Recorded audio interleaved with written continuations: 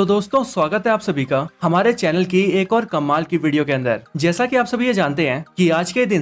आज के दिन मार्वल स्टूडियोज ने अपने सीक्रेट इन्वेजन टीवी सीरीज के पहले एपिसोड को रिलीज कर दिया है। और जैसा कि मैंने आप सभी से प्रॉमिस किया था कि मैं आपके लिए इस पूरी टीवी सीरीज के सारे एपिसोड्स को एक्सप्लेन करूंगा, इसीलिए मैं इसके पहले एपिसोड के एक्सप्लेनेशन वीडियो के साथ आप सभी के सामने आ चुका हूँ। तो आज आप इस वीडियो में पूरा एंड तक बने रहिए, क्योंकि आज की इस वीडियो के अंदर हम सीक्रेट इन्वेजन टीवी सीरीज के पहले पार्ट की पूरी स्टोरी को एक्सप्लेन करने वाले हैं। तो अगर ये वीडियो देखने के बाद आपको वीडियो पसंद आती है तो आप इस वीडियो को लाइक भी जरूर करना, और आप इसके सेकंड पार्ट के लिए कितना एक्साइटेड हैं ये आप मुझे कमेंट्स में भी बताना। और हाँ, अगर आप में से किसी ने अभी तक हमारे चैनल को सब्सक्राइब नहीं किया है तो प्लीज आप जल्दी से हमारे चैनल को सब्सक्राइब भी कर लीजिए, और सब्सक्राइब बटन के बगल के बेल आइकन को भी ऑल पर सेट कर लीजिए, ताकि जब भी हमारी कोई नई वीडियो अपलोड हो तो आप उस वीडियो को सबसे पहले देख सकें। तो फिर आइए अब हम बिना किसी देरी के आज की इस कमाल की वीडियो को स्टार्ट करते हैं।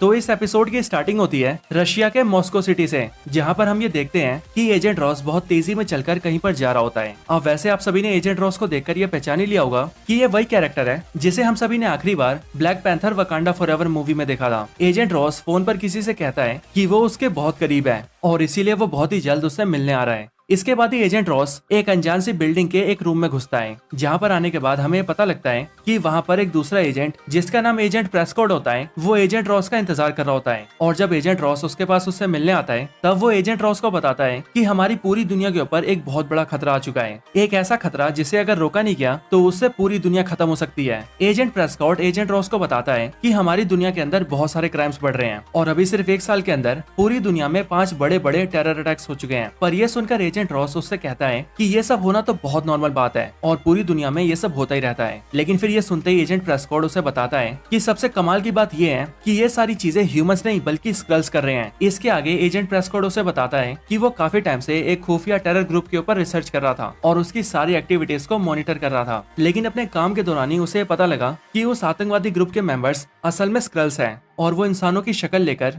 दुनिया के अंदर तबाही मचा रहे हैं। ये सब सुनने के बाद एजेंट रॉस उससे पूछता है कि आखिर स्क्रल्स ये सब कर क्यों रहे हैं, जिस पर एजेंट प्रेस्कॉट उसे बताता है कि आज से लगभग 30 साल पहले स्क्रल्स ने हमारी दुनिया के अंदर आना शुरू किया था और उनके यहाँ आने का रीजन थी कैप्टन मार्वल। स्क्रल्स ने कई साल पहले ही अपनी दुनिया खो दी थी और इसीलिए वो एक नई दुनिया की तलाश में थे, और निक फ्यूरी और कैप्टन मार्वल ने सभी स्क्रल्स को यह भरोसा दिया कि वो स्क्रल्स के लिए एक नई दुनिया ढूंढेंगे जहां पर स्क्रल्स बच सकें और अपनी जिंदगी को फिर से जी सकें। लेकिन आज की तारीख में ना ही कैप्टन मार्वल का कोई अता पता है और ना ही निक फ्यूरी का, और इसीलिए अब स्क्रल्स ये चाहते हैं कि वो किसी दूसरी दुनिया पर नहीं बल्कि हमारी दुनिया यानी कि अर्थ पर ही अपना घर बसाएं और हमारे ग्रह के ऊपर कब्जा कर लें। इसके आगे एजेंट प्रेस्कॉट एजेंट रॉस को एक डिवाइस दिखाता है और उस डिवाइस को दिखाते हुए वो उससे कहता है कि स्क्रल्स एक बहुत ही बड़ा अटैक प्लान कर रहे हैं और इस डिवाइस के अंदर उनके अटैक का सबूत है। इसके बाद एजेंट रॉस उस डिवाइस के अंदर उस सबूत को देखता है और फिर वो उस सबूत को लेकर वहाँ से जाने लगता है और वो एजेंट प्रेस्कॉट से कहता है कि वो इसे निक फ्यूरी को दिखाएगा। लेकिन तभी एजेंट प्रेस्कॉट को एजेंट रॉस के ऊपर शक होता है और वो ये समझ जाता है कि एजेंट रॉस असल में असली एजेंट रॉस नहीं है बल्कि वो एक स्क्रल है, और इसीलिए वो उससे लड़ने लगता है। लेकिन वो स्क्रल जो कि एजेंट रॉस बना हुआ था वो एजेंट प्रेस्कॉट को गोली से मार देता है और वहाँ से भाग जाता है। लेकिन फिर तभी एक दूसरा आदमी एजेंट रॉस का पीछा करने लगता है और एजेंट रॉस जैसे उसे देखता है वैसे ही अपने पीछे एक आदमी को देखकर वो वहाँ से भागने लगता है और तेजी से एक बिल्डिंग के ऊपर चढ़ जाता है। लेकिन वो दूसरा इंसान भी जल्दी से एजेंट रॉस का पीछा करता है और उस बिल्डिंग की छत तक चला जाता है। लेकिन फिर तभी उनकी मुठभेड़ के चलते एजेंट रॉस वहाँ से नीचे गिर जाता है। इसके बाद ही वहाँ पर मारिया हिल भी आती है और वो किसी दूसरे इंसान को एजेंट रॉस के ऊपर हमला करते देखकर उसके ऊपर बंदूक तान देती है। लेकिन फिर तभी वो देखती है कि एजेंट रॉस असल में एक स्क्रल है और अपने मरने के बाद ही वो स्क्रल अपने असली रूप में आ जाता है, और जो आदमी एजेंट रॉस का यानी कि उस स्क्रल का पीछा कर रहा होता है वो भी असल में एक स्क्रल होता है जिसका नाम होता है टेलोस। अब अगर आप सभी ने कैप्टन मार्वल मूवी देखी होगी तब आप सभी टेलोस को जानते ही होंगे, और अगर तब भी आप लोग नहीं जानते तो मैं आप सभी को टेलोस के बारे में मेन बातें बता देता हूँ। असल में टेलोस एक स्क्रल है और यह स्क्रल्स के काउंसिल का एक मेन मेंबर है, और इसकी एक वाइफ है जिसका नाम है सोरेन और एक बेटी भी है जिसका नाम है गाया। और यहाँ पर क्योंकि मारिया हिल और टेलोस एक दूसरे को जानते थे इसीलिए वो दोनों एक दूसरे के साथ चले जाते हैं। इसके बाद ही एक जंगल के अंदर एक स्पेसशिप नीचे आकर लैंड करता है जिसके अंदर से निक फ्यूरी बाहर आता है और फिर वो स्पेसशिप वहाँ से उड़ जाता है। इसके बाद ही हम देखते हैं कि मारिया हिल निक फ्यूरी को अटेंड करती है और फिर वो उसे लेकर सीधा टेलोस के पास जाती है। टेलोस और निक फ्यूरी पुराने दोस्त हैं और इसीलिए वो निक फ्यूरी से पूछता है कि वो अब तक कहाँ पर था, जिस पर निक फ्यूरी उसे बताता है कि वो काफी सालों से अर्थ के बाहर था यानी कि स्पेस में। और स्पेस के अंदर वो एक इंटरगैलेक्टिक स्पेस ऑर्गेनाइजेशन के अंदर काम कर रहा था जिसे कहा जाता है सेबर। लेकिन कुछ टाइम पहले मारिया हिल ने उसे कांटेक्ट किया और उसे ये बताया कि दुनिया के ऊपर एक बड़ा खतरा मंडरा रहा है, कि हमारी दुनिया एक बड़े खतरे में है और इसीलिए मैं यहाँ पर आया हूँ दुनिया को बचाने के लिए। इसके बाद टेलोस निक फ्यूरी को सारी बातें बताता है। वो निक फ्यूरी से कहता है कि तुम जानते हो कि हम स्कल्स इस दुनिया में 30 सालों से हैं और अब अर्थ के अंदर स्कल्स की मात्रा हजारों या फिर लाखों में भी है। निक फ्यूरी, तुमने और कैप्टन मार्वल ने सभी स्कल्स से वादा किया था कि तुम सभी स्कल्स के लिए एक नया प्लेनेट ढूंढोगे और वहाँ पर उनके घर को बसाओगे, लेकिन अब तक तुमने अपने वादे को पूरा नहीं किया और इसीलिए बहुत सारे स्कल्स तुम्हारे खिलाफ हो चुके हैं। फ्यूरी, मैं पहले स्कल्स के हेड काउंसिल में था, लेकिन अब मुझे हेड काउंसिल से निकाल दिया गया है और अब हेड काउंसिल का मेंबर एक नया स्क्रल है जिसका नाम है ग्रेविक। निक फ्यूरी, ग्रेविक वो स्क्रल है जो कि तुमसे बहुत नफरत करता है और वो इसीलिए क्योंकि वो ऐसा मानता है कि तुमने स्क्रल से किए वादे को पूरा नहीं किया है और क्योंकि तुम कई साल पहले अचानक से गायब हो गए थे, इसीलिए ग्रेविक को ऐसा लगता है कि तुमने उसे धोखा दिया है। और इसीलिए ग्रेविक, जो कि अब स्कल्स के हेड काउंसिल का भी मेंबर है, उसने अब भोले भाले स्कल्स का फायदा उठाकर उन्हें बागी बना दिया है और अब वो उन सबको अपनी आर्मी में शामिल कर रहा है, उन सबको लेकर एक सेना बना रहा है और ग्रेविक ने एक बहुत बड़े अटैक की प्लानिंग की है। और फ्यूरी, बस ये समझ लो कि अगर ग्रेविक ने अपने अटैक को अंजाम दे दिया और ग्रेविक का प्लान पूरा हो गया तो उसके बाद इस दुनिया से सारे इंसान मर जाएंगे, इस दुनिया से इंसानियत का खात्मा हो जाएगा और फिर उसके बाद इस पूरी दुनिया के ऊपर स्क्रल्स का राज होगा। स्क्रल्स अर्थ के ऊपर टेक ओवर कर लेंगे फ्यूरी। इसके आगे टेलोस निक फ्यूरी को ये भी बताता है कि ग्रेविक ने जो प्लान बनाया है उसके अकॉर्डिंग वो रशिया और यूएस दोनों को लड़वाना चाहता है और क्योंकि यूएस और रशिया दोनों ही दुनिया की सबसे पावरफुल कंट्रीज हैं, इसीलिए अगर इन दोनों के बीच एक बार फाइट स्टार्ट हो गई तो फिर उसके बाद पूरी दुनिया को खत्म होने में देर नहीं लगेगी और फिर जब सारे इंसान इस दुनिया से मारे जाएंगे तब वो सारे बागी स्क्रल्स के साथ मिलकर अर्थ के ऊपर टेक ओवर कर लेगा और फिर अर्थ को स्क्रल्स का नया घर बनाएगा। ये सब सुनने के बाद निक फ्यूरी टेलोस और मारिया हिल से कहता है कि उन्हें कुछ भी करके ये सब रोकना होगा, लेकिन तभी निक फ्यूरी वहाँ से बाहर निकलता है और वो मारिया हिल से कहता है कि वो थोड़ी देर टहल कर आ रहा है। बट जैसे निक फ्यूरी थोड़ा आगे चलता है वैसे एक गाड़ी आकर निक फ्यूरी को किडनैप कर लेती है और उसे एक लेडी के पास ले जाती है। लेकिन जब निक फ्यूरी उस लेडी से मिलता है तब हमें पता लगता है कि निक फ्यूरी उस लेडी को जानता है। उस लेडी का नाम सोनिया होता है जो कि यूके की खुफिया एजेंसी MI6 की एजेंट होती है और वो भी यहाँ पर ग्रेविक के प्लान को फेल करने आई होती है। यहाँ पर वो निक फ्यूरी से हालचाल पूछती है और उससे कुछ टाइम बातें करती है। अब यहीं पर मैं आप सभी को बता दूं कि ये सोनिया भी ग्रेविक और उसके सारे बागी स्कल्स के खिलाफ है, लेकिन फिर भी निक फ्यूरी इसके साथ काम नहीं करना चाहता और वो इसीलिए क्योंकि सोनिया सभी स्कल से बहुत नफरत करती है और इसीलिए वो ग्रेविक और उसके सारे साथियों को ढूंढकर उन्हें मारना चाहती है।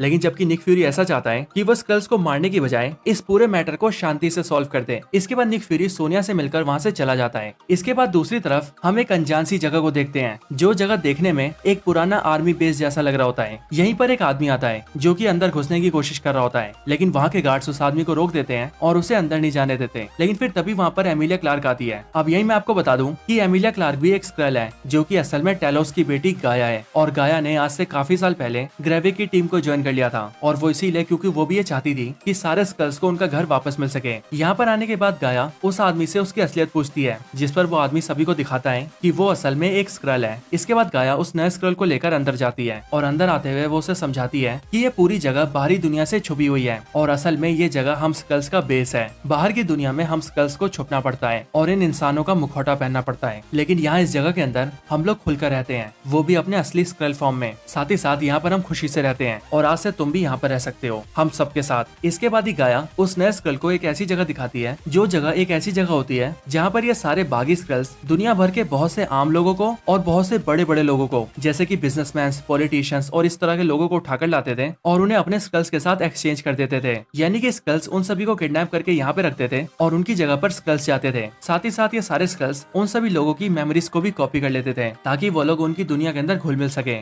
इसके बाद के सीन में हम ग्रेविक को देखते हैं जो कि अपने एक खास आदमी के साथ बात कर रहा होता है और ग्रेविक उससे कहता है कि चाहे कुछ भी हो जाए हमें अपने प्लान को अंजाम देकर रहना है और हमारा प्लान कल से ही शुरू हो रहा है और मेरी बात को याद रखना, कल से जैसे हमारा प्लान शुरू होगा उसके बाद से हमारा प्लान तब तक नहीं रुकेगा जब तक हम अपने प्लान को पूरा न कर लें और प्लान के पूरा होने तक चाहे कोई बचे या ना बचे, लेकिन हम सबको मिलकर प्लान को पूरा करना है और इस दुनिया को स्कल्स का घर बनाना है। इसके बाद ही ग्रेविक जिस स्क्रल से बात कर रहा होता है वो स्क्रल गाया के पास आता है और वो उसे एक मिशन देता है। वो गाया से कहता है कि वो उसे एक जगह पर भेज रहा है जहाँ पर उसे एक आदमी से 2 बैग्स लेकर आने हैं और उसे उन दोनों बैग्स को सही सलामत यहाँ पर लेकर ही आना होगा और ऑर्डर मिलने के बाद गाया अपने मिशन को पूरा करने जाती है और वो मिशन के अकॉर्डिंग दोनों बैग्स को ले लेती है और उस जगह से निकलकर अपने बेस में वापस जा रही होती है। लेकिन इसी टाइम पर हमें पता लगता है कि निक फ्यूरी अपनी टीम के साथ मिलकर इसी जगह के आसपास की मॉनिटरिंग कर रहा है और वो इसीलिए क्योंकि निक फ्यूरी और उसकी टीम को ये पता लगा है कि बागी स्कल्स को जो चाहिए वो उन सबको यहीं आसपास ही मिलेगा। इसके बाद ही मारिया हिल गाया को देख लेती है और वो सभी से कहती है कि उसे गाया के ऊपर शक है और उसे ऐसा लग रहा है कि ये गाया बागी स्कल्स के साथ है और फिर इसीलिए मारिया हिल गाया का पीछा करती है। लेकिन फिर तभी उन दोनों के बीच में मुठभेड़ होती है और गाया मारिया हिल को ढेर करके वहाँ से जाने लगती है। लेकिन फिर तभी पीछे से गाया का फादर टेलोस वहाँ पर आता है और वो गाया से कहता है कि शायद गाया जानती नहीं है लेकिन अब उसकी मदर सोरेन मर चुकी है और जब उसकी मदर मर रही थी तब वो यही चाहती थी कि उसकी बेटी गाया जो कि ग्राविक के साथ मिल चुकी है और अब एक बागी स्कल बन चुकी है वो वापस अपने घर आ जाए। अपनी मौत की खबर सुनने के बाद गाया को बहुत दुख होता है और फिर इसीलिए आगे टेलोस उससे कहता है कि वो इन दोनों बैग्स को उसे दे दे और ग्रेविक का साथ छोड़ दे। लेकिन गाया ऐसा करने से मना कर देती है और वो वहाँ से भाग जाती है और सीधा उन दोनों बैग्स को लेकर अपने बागी स्कल्स के बेस में पहुंच जाती है।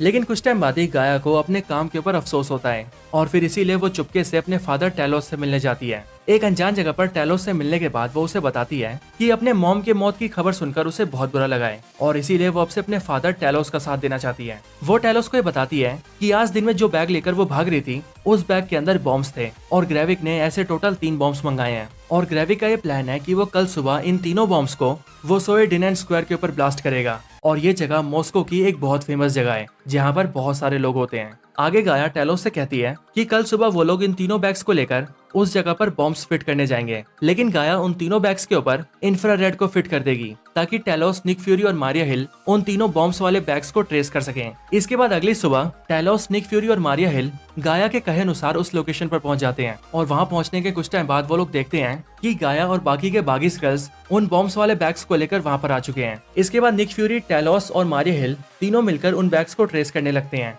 और जो बागी स्कल उन बैग्स को लेकर जा रहा होता है वो लोग उनका पीछा करते हैं। लेकिन कुछ टाइम बाद जब टेलोस और मारिया हिल एक एक बैग को पकड़ लेते हैं तब उन दोनों बैग्स को देखकर उन्हें पता लगता है कि वो दोनों बैग्स असल में खाली है और ग्रेविक बहुत होशियार है क्योंकि वो उन तीनों बॉम्ब्स को पहले से ही फिट कर चुका है। इधर दूसरी तरफ निक फ्यूरी एक छोटी सी बच्ची को देखता है और उसे देखकर निक फ्यूरी को उस पर शक होता है। लेकिन निक फ्यूरी जैसे उसका पीछा करता है वैसे वो देखता है कि वो छोटी बच्ची जल्दी जल्दी से अपना रूप बदल रही है और फिर इसीलिए फ्यूरी को ये पता लग जाता है कि वो असलियत में एक स्क्रल है। लेकिन फिर तभी फ्यूरी को ये पता लगता है कि वो असल में स्क्रल तो है लेकिन वो स्क्रल है ग्रेविक जो कि सीधा निक फ्यूरी के सामने खड़ा हो जाता है और निक फ्यूरी के सामने खड़ा होकर वो एक एक करके उन तीनों बॉम्ब्स को ब्लास्ट कर देता है जिससे कि वहाँ के आसपास का सब कुछ डिस्ट्रॉय हो जाता है और हर तरफ लोगों की भगदड़ मच जाती है। इसी भगदड़ में हम मारिया हिल को देखते हैं जो कि लोगों की मदद कर रही होती है। लेकिन फिर तभी उसके पास निक फ्यूरी आता है और वो मारिया हिल को गोली मार देता है। पर तभी हम देखते हैं कि वहाँ पर असली निक फ्यूरी भी आ जाता है और हमें पता लगता है कि जिस निक फ्यूरी ने मारिया हिल को गोली मारी है वो असल में ग्रेविक है। लेकिन जब तक निक फ्यूरी ग्रेविक को गोली मार पाता तब तक ग्रेविक भीड़ का फायदा उठाकर वहाँ से भाग जाता है और फिर इसीलिए निक फ्यूरी मारिया हिल को देखने जाता है और वो मारिया हिल को बताता है कि उसे गोली मारने वाला वो नहीं बल्कि एक स्क्रल था। लेकिन गोली लगने की वजह से मारिया हिल की वहीं पर मौत हो जाती है और फिर इसी के साथ ये एपिसोड यहीं पर खत्म हो जाता है।